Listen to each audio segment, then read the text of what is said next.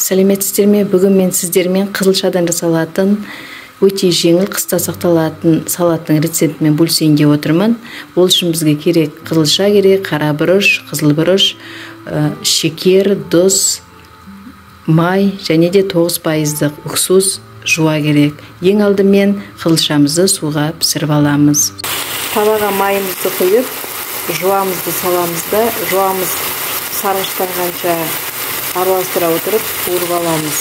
Қызылшамызды пісіріп аламыз да, осылай қылып турап, немесе күштіне өткізуге болады. Содан кейін барып, қуырылып атқан жуаның үстіне саламыз. Қайнап атқан салатымызға енді біз 1 чайный ложка бұрышымыз саламыз. 1 чайный ложка бұрышымыз саламыз. 150 граммдай шекеріміз саламыз. Шекеріміз саламыз. Содан кейін барып, тұзымызды саламыз. Тұзымыз салып, барлығын жақсылап араластырамыз.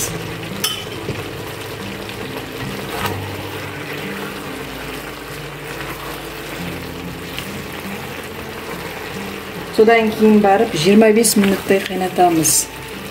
Біздің салатымыз 25 минуттай қайнады. Енді үстіне 9% уксусын құямыз да 5 минуттай қайнатамыз. Жақсылап араластырып аламыз. Сосын 5 минуттай қайнатамыз. Банкымыз міне дайын болды. Салатымызды стерилизовать етілген банкаға салып, осылай төңкеріп қоямыз. Менің каналыма тіркеліп, лайк басып, комментарий жазып кетіңіздер. Рахмет.